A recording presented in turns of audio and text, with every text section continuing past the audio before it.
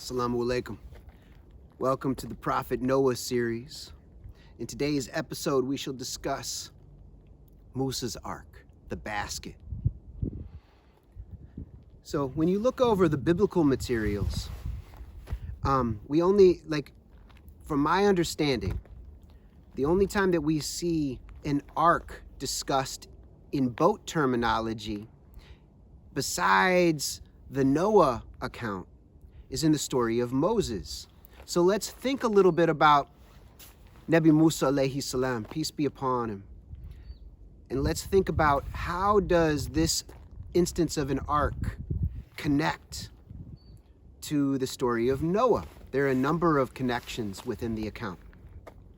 So in the story, we'll just begin with the persecution. We hear that Pharaoh, who is an archetype of the Dajjal, he is a liar, he's a corrupter.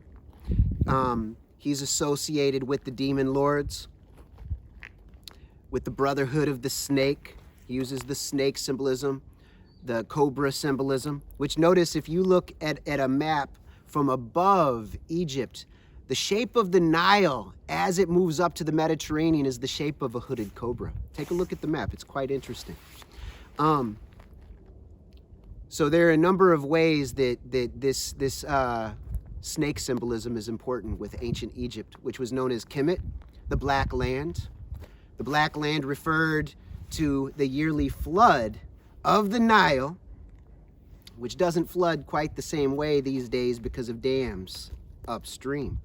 So anyway, because of the flooding, and it would deposit very, very mineral-rich soil that came from up in the Great Rift Valley, where there are giant volcanic mountains. So very, very rich soils, and also from the Ethiopian plateau, which also has high mountains that send their minerals downstream. So it had black soil, plus the pigment of the people. The Egyptian peoples were darkly complected. They were highly melanated people. There were influxes of people that lightened they created an admixture that lightened the complexion of the Egyptian people over the centuries, although you will still see to this day in the southern Egyptian Nubian lands that border Sudan and then also into Sudan, where the people are still quite darkly complected, as you would see in many of the ancient Egyptian paintings. Egypt was known in ancient times as Mizraim. It's related to, the Arabs calling it Misr. So we'll discuss these issues a little bit more later, but I just wanted to put it into the context because this story takes place thousands of years ago, maybe 3,500 years ago, perhaps longer. And when the account begins, the Hebrew people, or Bani Israel, the Israelites, they have, according to the biblical accounts and the Quranic accounts, they have been enslaved now. And according to the biblical accounts, they've been enslaved for 400 years. Historians are debating this. They're claiming that this is not true. However, we will discuss a little bit further along some other ways to look at this account that hold deep, profound truths about our story, the story of humanity. So, Pharaoh, he consults with his sorcerers, his astrologers, his wise men, his advisors, and they let him know that there is going to be born among Bani Israel a spiritual guide, a messenger, a prophet, a savior, someone who is going to save these people from enslavement. And this concerns him.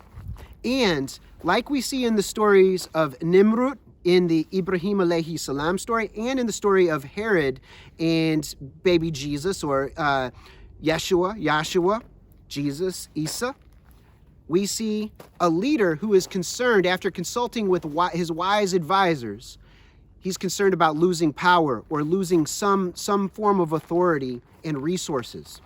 So in order to counter this, he is going to have all the firstborn males from Bani Israel eliminated, murdered. Now, when we look at the full context, I would argue that the Egyptians, especially the elites, were heavily involved in possession cults.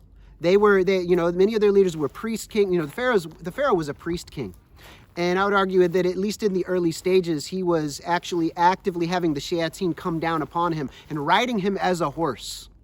For those of you who have studied some of the voodoo traditions, Santeria, Candomblé, etc., there are these connections that go back to ancient Egypt and ancient Babylon, etc. So blood sacrifice was very common, and blood sacrifice is related to the possession cults. It's a way of feeding the demon lords, and then also the humans engaged in these things will often imitate their demon lords, and they'll engage in, they often use predator symbolism or parasite symbolism, which a snake could be seen as not just a predator, but also from a different perspective as a parasite. Now, also with these elites, these brotherhoods, these secret societies, these cults, they never let a good crisis go to waste. So this is an opportunity to not only eliminate a potential competitor and somebody who's going to strip him of his authority, but it's also a chance to give some pay or some resources to his demon lords and enhance his spiritual power, his energetic power, and gain their blessings, so to speak. You know, these gods. It's interesting, we throw up quotes, we got fangs up, right? And it's like, fangs. It's interesting. So we've got these brotherhoods. And so they go and I would argue that oftentimes the henchmen who work for many of these elites, they work within the cults. And Egypt had many cult groups. And many of them were trained as priests and had priestly rankings. And so if they were actually murdering the children, killing the children, then they may have done it in a ritualistic manner. This is not recorded in the biblical account, nor in the Hadith accounts as far as I'm aware. However, I'm looking at the context from the study of comparative religion and reading between the lines and trying to see a bigger picture, a broader picture. Also, I'm not claiming that these things are absolutely true. I'm saying Allahu Alam, Allah knows best, but these are things to think with. And we need to engage with these things in order to understand our current context. So we've got this instance where the Pharaoh, the corrupter in the land, the murderer in the land, he's proving Iblis right, the cursed one, and he's proving the shayateen correct and working for them, listening to their whispers in order to gain God status. So he is actually going and eliminating the firstborn children. Somehow, and there are various accounts, but it may have been Moses' mother, Nabi Musa alayhi salam's mother, may Allah be pleased with her, or perhaps his sister Miriam, peace be upon her, who saved baby Musa.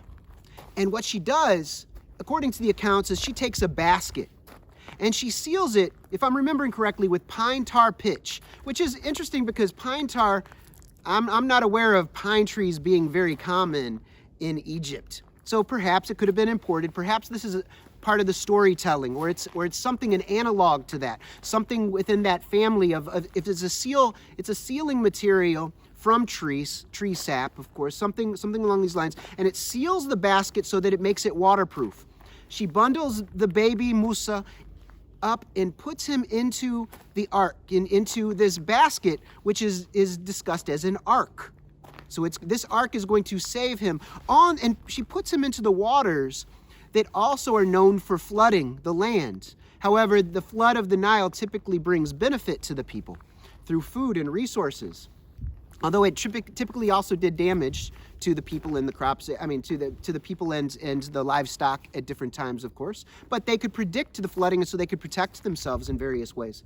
However, we're going to see later in the Moses story, flooding is there's an important flood theme that takes place when they're crossing the Red Sea or the Reed Sea, and Pharaoh's forces are destroyed when Nabi Musa splits the sea. And then the waters come crashing down upon the Nephilim worshiping, upon the hybrid worshiping, the demon lord worshiping forces of Pharaoh. But in this early part of the account, it's interesting because he's put into the reeds on the shore of the Nile. And it's interesting because I haven't looked too deeply into the accounts. from across the centuries in the many traditions that talk about the Moses story, because it's very important to the world traditions. But it seems to have been near where Pharaoh's ladies would have gone. Perhaps, and in one of the accounts, I believe that it's Pharaoh's daughter who finds this basket, this ark. And the thing is, it was very dangerous to put the baby into these waters because these are crocodile-infested waters.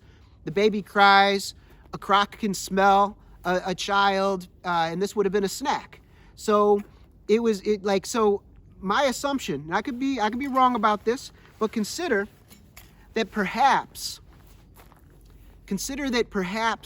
Musa has been placed in a safe area near Pharaoh's ladies, where they will find the baby swiftly. Perhaps an angel came to the caretaker of Musa, whether it was his mother, whether it was a nanny, an aunt, a sister. I'm open to the full range of data, as we all should be. We shouldn't be overly attached to any version of the story. We should gain as much data as possible and sift it properly, inshallah. So now, somehow there's this knowledge that this baby will be safe amongst Pharaoh's people. And baby Musa is, and he's raised within Pharaoh's household. Now, of course, he's tested.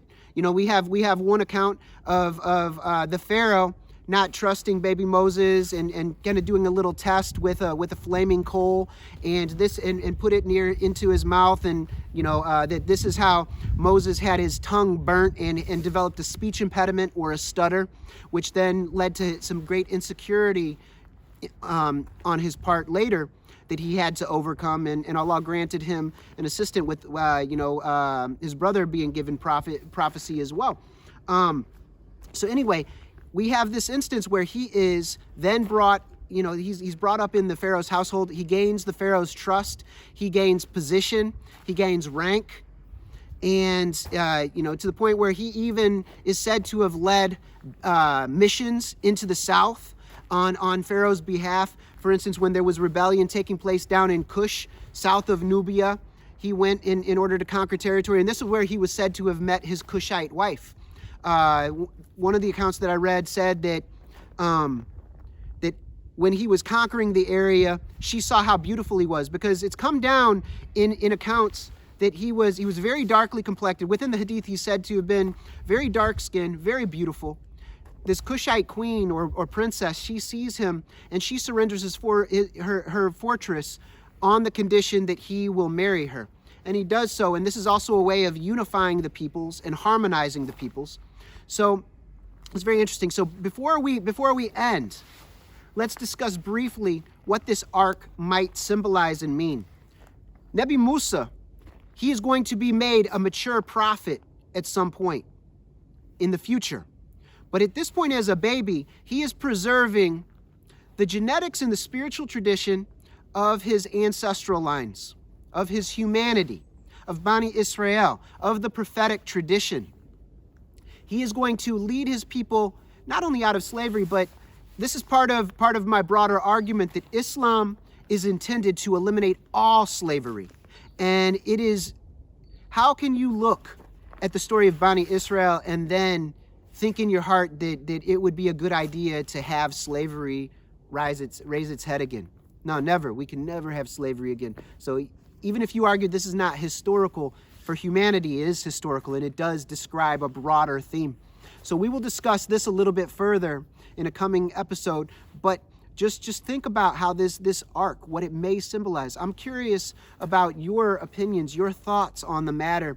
What might this ark, this basket symbolize, and baby Musa?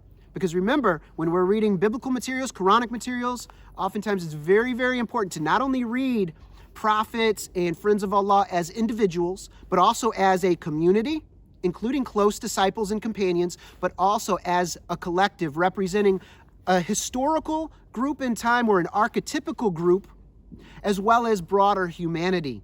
What is this individual teaching us about what it means to be human? So just sit with these things, and I look forward to hearing your thoughts and your opinions, inshallah. Till next time. Assalamu alaikum wa rahmatullahi wa barakatuhu.